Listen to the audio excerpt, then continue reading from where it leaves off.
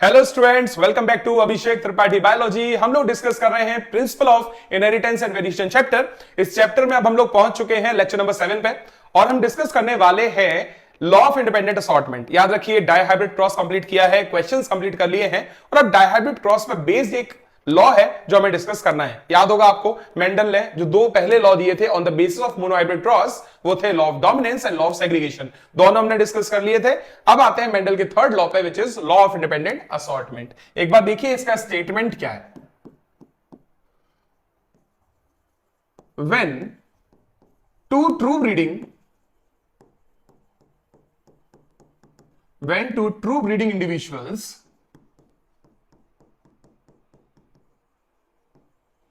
differing in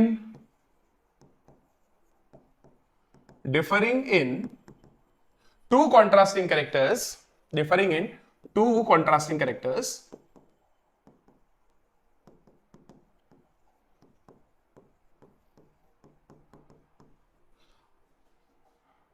are crossed, then both characters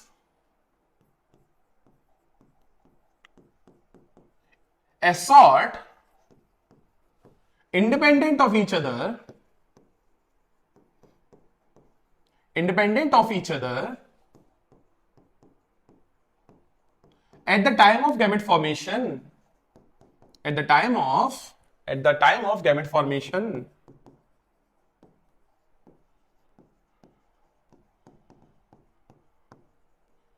इसको समझने की कोशिश करते हैं एग्जैक्टली इसका मतलब क्या है। याद रखना, मान के चलिए ये एक सेल है और इस सेल में टोटल 4 क्रोमोसोम है। ये जो क्रोमोसोम आप देख पा रहे हैं, ये है क्रोमोसोम नंबर 1 का पेयर और ऐसे यहां पे एक और है क्रोमोसोम नंबर 2 का पेयर। ये रहा हमारे पास क्रोमोसोम नंबर 2 का पेयर। पक्का हम सबने सुना है, according to law of segregation, जब कभी भी गैमेट फॉर्मेशन होगा तो दो क्रोमोसोम नंबर 1 में से एक क्रोमोसोम नंबर 1 जाएगा एक गैमेट में, दूसरा क्रोमोसोम नंबर 1 जाएगा दूसरे गैमेट में। पक्का same goes with second chromosome. एक क्रोमोसोम सेकंड कहां जाएगा? एक गैमेट में, और दूसरा सेकंड क्रोमोसोम जाएगा दूसरे गैमेट में। पक्का ये हमने लॉ ऑफ सेग्रीगेशन के हिसाब से सीखा है। अब एक चीज नोटिस करिएगा, लॉ ऑफ इंडिपेंडेंट असॉर्टमेंट क्या कहता है? लॉ ऑफ इंडिपेंडेंट असॉर्टमेंट के हिसाब से जब हम दो ट्रू ब्रीडिंग इंडिविजुअल्स का क्रॉस करते हैं, कैसे? दो ट्रू ब्रीडिंग इंडिविजुअल, एग्जांपल के तौर पे मैं ले लेता हूं कैपिटल टी, कैपिटल आर, इसका क्रॉस किया फिर मैंने स्मॉल टी, स्मॉल आर के साथ। पक्का ये दो ट्रू ब्रीडिंग इंडिविजुअल हो गए हैं। अब नोटिस करना, इन दो ट्रू ब्रीडिंग इंडिविजुअल्स में मैंने ये दो ही होमोजाइगस कैरेक्टर्स क्यों लिए, या दो मैंने जीन्स के कॉम्बिनेशन क्यों लिए? क्योंकि आगे लिखा हुआ है differing in to contrasting characters, मतलब डिफरेंस कितने कैरेक्टर्स में है? दो कॉन्ट्रास्टिंग कैरेक्टर में डिफरेंस है, इसलिए मैंने क्या किया, ट्रू ब्रीडिंग इंडिविजुअल भी लिए पर उनके साथ साथ में दो जीन्स के कॉम्बिनेशन लिए। पक्का, जिससे दो कैरेक्टर हम स्टडी कर पाए। एक चीज नोटिस करिए, जो इंडिविजुअल हमने लिए हैं ये प्योर लाइंस है, ट्रू ब्रीडिंग है, होमोजाइगस है। इन इंडिविजुअल से जब गैमेट फॉर्मेशन किया जाएगा तो मिलेगा कैपिटल टी, कैपिटल आर, और यहां से मिलेगा स्मॉल टी स्मॉल आर, और जब इनका हम फ्यूजन करेंगे तो हमें F1 जनरेशन मिलेगी, जो कि होगी capital T, capital R, small r. इससे हम बोलेंगे F1 जनरेशन। चलिए, F1 जनरेशन का जब गैमेट फॉर्मेशन होगा तो गैमेट फॉर्मेशन में F1 जनरेशन में क्या होने वाला है, नोटिस करिए। ऐसा इंडिविजुअल जब भी गैमेट का फॉर्मेशन करता है तो ये हमेशा कैपिटल टी के साथ में या तो कैपिटल आर देखने को मिलेगा या कैपिटल टी के साथ में स्मॉल आर देखने को मिलेगा। पक्का, मतलब capital T is free to fuse with either of the R's. पक्का, and small T is also free to fuse with either capital R और स्मॉल आर। इसका मतलब क्या है? मतलब कि capital T and small T, capital R and small R independent and they can make pair with anyone. पक्का, मतलब capital T, small T, capital R, small R सबके सब इंडिपेंडेंट है और ये अपनी मर्जी से फ्रीली पेयरिंग कर सकते हैं। इसी को बोलते हैं इंडिपेंडेंट असॉर्टमेंट। गौर से देखिए, ये हमारे पास में मैंने बोला था क्रोमोसोम के पेयर्स बने हैं। ये फर्स्ट होमोलोगस क्रोमोसोम का पेयर है और ये सेकंड होमोलोगस क्रोमोसोम का पेयर है। अगर यहां पे लिखा है कैपिटल टी और यहां पे लिखा है स्मॉल टी, यहां लिखा है कैपिटल आर और उसके सामने लिखा है स्मॉल आर, बिल्कुल सेम कंडीशन मैंने यहां पे ले ली है। पक्का, जब मैं ये कंडीशन यहां पे लेके चलूंगा तो एक चीज नोटिस करिए, क्या ये कैपिटल टी इस कैपिटल टी के साथ आगे जा सकता है गैमेट में? बिल्कुल नहीं। क्यों? क्योंकि लॉ ऑफ सेग्रीगेशन के हिसाब से एक पेयर ऑफ एलील में से कोई एक जाएगा एक गैमेट में और दूसरा जाएगा दूसरे गैमेट में, है ना? इसलिए कैपिटल टी के साथ स्मॉल टी तो कभी नहीं जाएगा।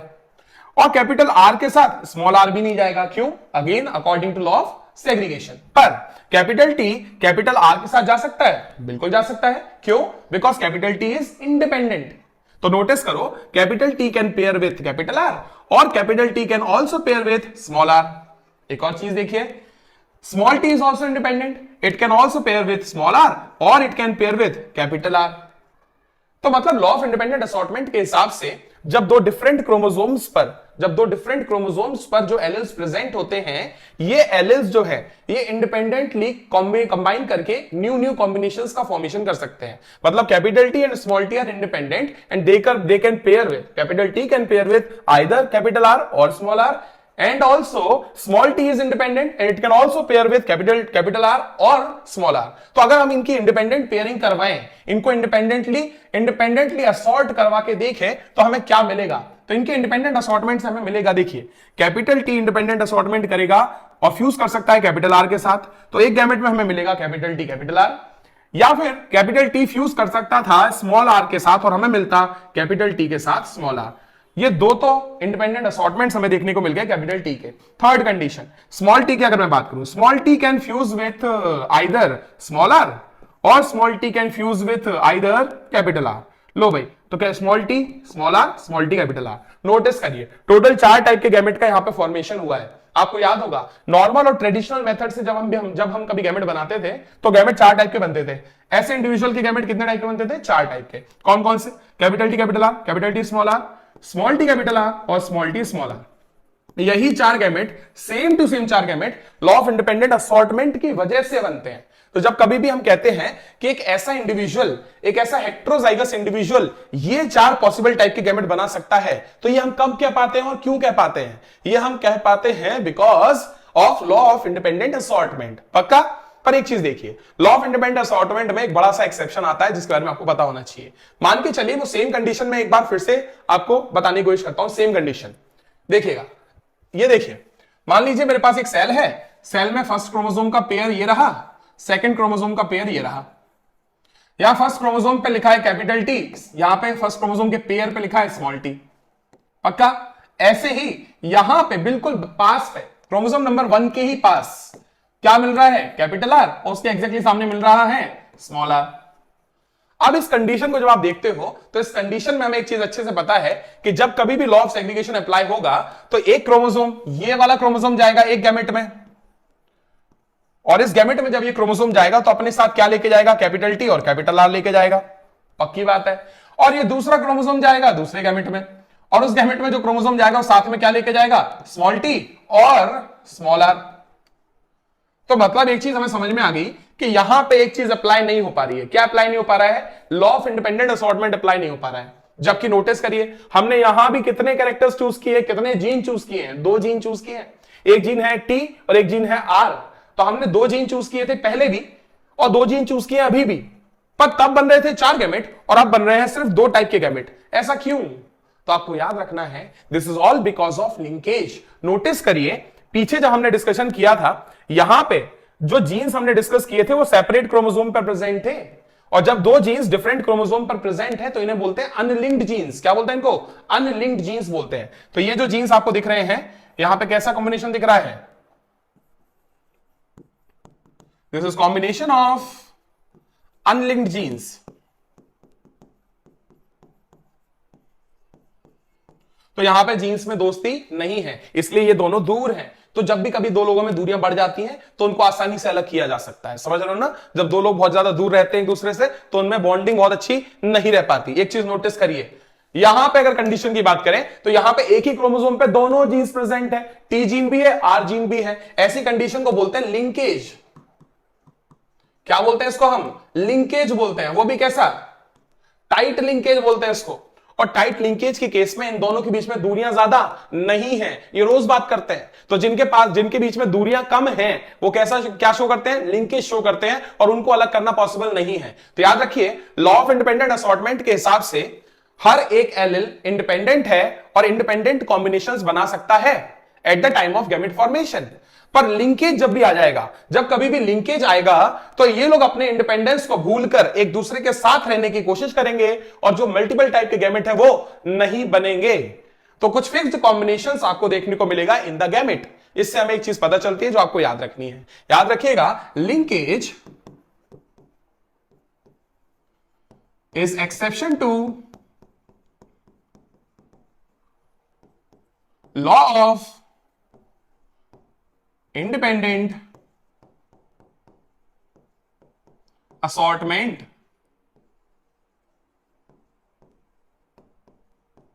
तो लिंकेज याद रखिएगा, it is exception to law of independent assortment. Law of independent assortment का एक्सेप्शन कौन हुआ? लिंकेज। ये आपको गलती से भी भूलना नहीं है, पक्का? तो लॉ ऑफ इंडिपेंडेंट असॉर्टमेंट जो है, इसका एक्सेप्शन क्या होता है? लिंकेज होता है। जब कभी भी दो जीन्स अगर टाइट लिंकेज शो करेंगे, आसपास प्रेजेंट होंगे, तो इन जीन्स को सेपरेट करना, इनको इंडिपेंडेंटली असॉर्ट करना पॉसिबल नहीं हो पाता। इसी के साथ हमने कंप्लीट कर लिया है लॉ ऑफ इंडिपेंडेंट असॉर्टमेंट और उसके बारे में डिस्कशन कर लिया है, जो कि है क्या? इसका एक्सेप्शन लिंकेज। चलिए अब बढ़ते हैं आगे और डिस्कस करते हैं अबाउट कंसेप्ट ऑफ डोमिनेंस। क्या होता है कंसेप्ट ऑफ डोमिनेंस? याद रखिए, डोमिनेंस के बारे में बात करने से पहले हमें पता होना चाहिए every gene contains information to express a particular trait. हर जीन के पास में कुछ ना कुछ इंफॉर्मेशन है। आप सबको एक चीज अच्छे से पता है, आपके लिए ड्रॉ करके दिखाता हूं। मान के चलिए ये मेरे पास में एक सेल है और इस सेल में मेरे पास ये रहा न्यूक्लियस, ठीक है? न्यूक्लियस में मेरे पास में क्या प्रेजेंट है? Obviously DNA. जो डीएनए मेरे पास प्रेजेंट है, डीएनए में मुझे मिलेंगे जीन्स। क्या मिलने वाले हैं डीएनए में मुझे? जीन्स। अब जो भी जीन मेरे पास प्रेजेंट है, वो जीन क्या करने वाला है? जीन जो है डीएनए में ट्रांसक्रिप्शन की प्रोसेस जब होगी, तो ये जीन जो है अपनी इंफॉर्मेशन को ट्रांसफर कर लेंगे कहां पर? एमआरएनए पर। तो क्या डीएनए की जो भी इंफॉर्मेशन है, वो इंफॉर्मेशन ट्रांसक्रिप्शन प्रोसेस के दौरान एमआरएनए पे ट्रांसफर हो जाती है? यस। अब जो एमआरएनए है, ये मूव करके आता है सेल के बाहर, और सेल के बाहर ये मिलता है किसके साथ? राइबोसोम, टीआरएनए और एमआरएनए। ये तीनों साथ में मिलते हैं और मिलके करते हैं एक प्रोसेस का नाम है ट्रांसलेशन। याद रखिए, ट्रांसलेशन जो प्रोसेस है, इसके कंप्लीट होते ही फॉर्मेशन होता है प्रोटीन का, और वी कैन से एंजाइम का। और एंजाइम तो आपको पता ही है, एंजाइम्स आर बायोकैटलिस्ट, और एंजाइम करवाते हैं रिएक्शन को कैटेलाइज, जिसकी वजह से रेट ऑफ द रिएक्शन क्या होता है? या तो फास्ट या तो स्लो। अगर रेट ऑफ द रिएक्शन जैसा चाहिए वैसा हो गया तो रिएक्शन कंप्लीट होगी। रिएक्शन कंप्लीट होने की वजह से हमें कुछ ना कुछ बॉडी में चेंजेस देखने को मिलेंगे। मैं लिख देता हूं कैसा चेंज?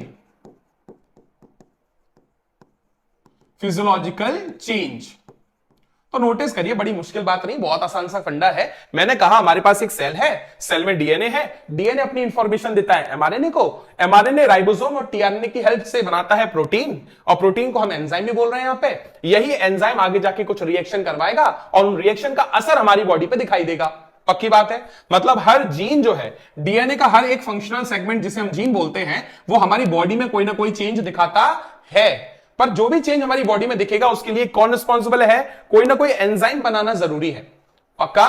फिर से बोल रहा हूं, आखिरी बार बोल रहा हूं, गौर से सुनिए, अभी कंसेप्ट ऑफ डोमिनेंस समझने में बहुत काम आएगा। मैं कह रहा हूं, हमारे पास जो सेल है ना, इस सेल में मैं कुछ भी चेंज करना चाहूं तो मुझे चाहिए एंजाइम, और एंजाइम बनाने के लिए घूम फिर के मुझे चाहिए क्या? जीन। तो gene is responsible for each and every type of change in the cell और ह्यूमन बॉडी। पक्का? आगे बढ़ जाते हैं। अब देखो, लॉ ऑफ डोमिनेंस नहीं, कंसेप्ट ऑफ डोमिनेंस में क्या बताना चाह रहे हैं? Every gene contain information to express a particular trait. देखो, ट्रेट मतलब कैरेक्टर्स के दो पार्ट बताए थे। जैसे कैरेक्टर है हाइट, तो हाइट में tallness is trait and dwarfness is trait. तो किसी भी ट्रेट को कौन कंट्रोल करते हैं? तो ट्रेट को कंट्रोल करता है कौन? जीन, क्योंकि जीन के पास इंफॉर्मेशन है।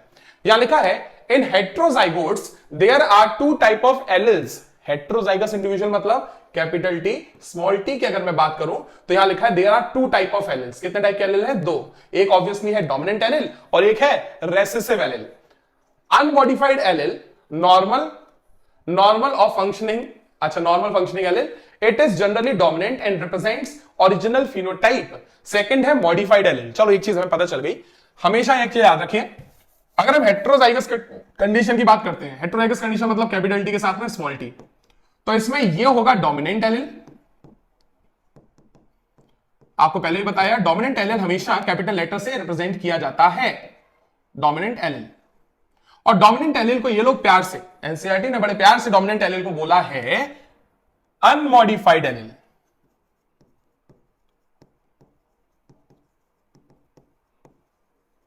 क्यों बोला है अभी डिस्कस कर लेते हैं। ये जो स्मॉल लेटर से हमने यहां पे एलील लिखा हुआ है, this allele is recessive allele, recessive allele, और इसको प्यार से बोला जाता है मॉडिफाइड एलील, मॉडिफाइड एलील। पक्का? ऐसा क्यों होता है आपको अच्छे से समझना पड़ेगा, गौर से सुनिएगा। कैपिटल टी की अगर मैं बात करूं, कैपिटल टी जो है वो हर कंडीशन में खुद को एक्सप्रेस करने की कोशिश करता है। एग्जाम्पल के तौर पे अगर मैं बोलूं capital T capital T, capital T small T और स्मॉल टी, तीन कंडीशन में ले लेता हूं। फर्स्ट कंडीशन में आप नोटिस करिए कैपिटल टी साथ में प्रेजेंट है। ये दोनों कैसे एलिल्स हैं? अनमॉडिफाइड एलिल्स हैं। मतलब जब कभी भी एक्सप्रेस करेंगे तो ये अपने फिनोटाइप को एक्सप्रेस करके ही मानेंगे, दिखाकर ही मानेंगे। तो कैपिटल टी जिस किसी के पास में होगा उसमें क्या दिखेगा? डोमिनेंट ट्रेट दिखेगा ही दिखेगा। मैं लिख देता हूं, विल एक्सप्रेस डोमिनेंट ट्रेट। पक्का? और ऑर्गेनिज्म कैसा होने वाला है इस कंडीशन की वजह से? टॉल। डन? दूसरी बात, यहां लिखा है कैपिटल टी स्मॉल टी। अब इस कंडीशन में एक एलिल है कैसा? अनमॉडिफाइड, अनमोडिफाइड, और दूसरा कैसा है? दूसरा है मोडिफाइड, मोडिफाइड है। मत पक्का ना, याद रखिएगा, एक है अनमॉडिफाइड और एक है मॉडिफाइड। अनमॉडिफाइड को अनमॉडिफाइड कहते ही क्यों? क्योंकि ये कभी भी अपने कैरेक्टर्स को सप्रेस होने ही नहीं देता। मतलब हमेशा कैपिटल टी टॉलनेस एक्सप्रेस करके मानेगा ही मानेगा, चाहे सामने कोई भी क्यों ना खड़ा हो। पक्का? तो इसका मतलब यहां पे क्या एक्सप्रेशन देखने को मिलेगा? ऐसे इंडिविजुअल भी रहेगा tall, because unmodified allele will express itself, whereas capital T या स्मॉल टी एलिल मतलब modified allele will change its expression. पक्का ना? मतलब कि क्या मॉडिफाइड एलिल क्या करने वाला है? It will change its expression. पर अनमॉडिफाइड एलिल क्या करेगा? चूंकि उसका नाम ही है अनमॉडिफाइड तो वो खुद में चेंज नहीं करेगा। याद रखिएगा, will express unmodified allele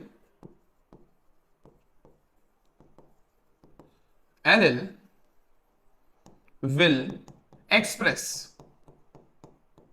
its trait,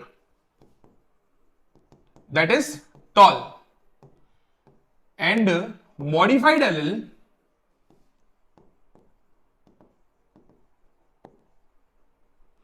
modifies itself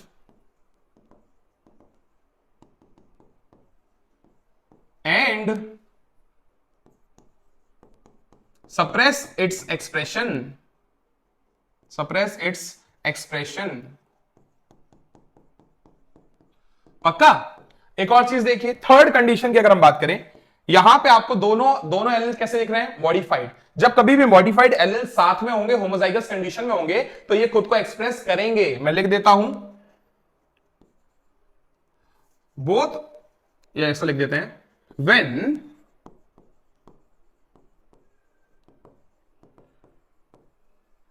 modified alleles are in homozygous condition,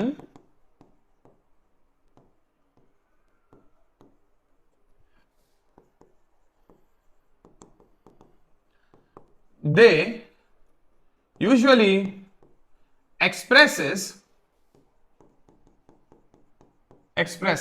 और इसकी वजह से कैसी कंडीशन मिलेगी? ड्वार्फ कंडीशन देखने को मिल जाएगी। पक्का ना?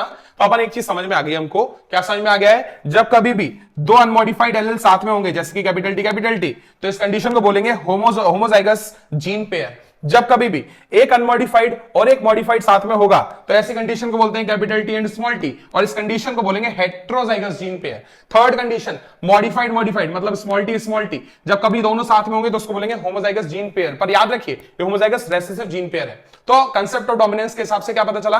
कंसेप्ट ऑफ डोमिनेंस कहता है कभी भी हेट्रोजाइगस कंडीशन में आपको दो एलिल मिलते हैं तो एक एलिल होगा डोमिनेंट, एक होगा रेसेसिव। जो डोमिनेंट है उसको हम बोलेंगे अनमॉडिफाइड, क्योंकि वो अपने एक्सप्रेशन को कभी भी चेंज नहीं करता। पर जो स्मॉल टी है वो अपने एक्सप्रेशन को चेंज कर देता है, और इसको हम लोग बोलते हैं मॉडिफाइड। एक और चीज देखिए आगे, एनसीईआरटी कहती है किस तरीके से एलिल्स फंक्शन करते हैं। सबसे पहला लिखा है example, consider a gene that contain information for producing an enzyme. Normal allele of that gene produce normal enzyme. Modified allele is responsible for production of normal, less efficient, non functional और no enzyme at all. मतलब simple सा, अगर मैं बात करूं capital T की, capital T is a normal allele. कैसा allele है? नॉर्मल एलिल, पक्का। और नॉर्मल एलिल की वजह से एंजाइम कैसा बनेगा? नॉर्मल एंजाइम, पक्का। तो नॉर्मल एलिल की वजह से नॉर्मल एंजाइम बनता है, और नॉर्मल एलिल कौन है? Capital T. पर दूसरी बात, स्मॉल टी को एनसीईआरटी कहती है कैसा एंजाइम? एबनॉर्मल या फिर मॉडिफाइड एलिल। तो मैं लिख देता हूं ये कैसा एलिल है? Small T is modified allele.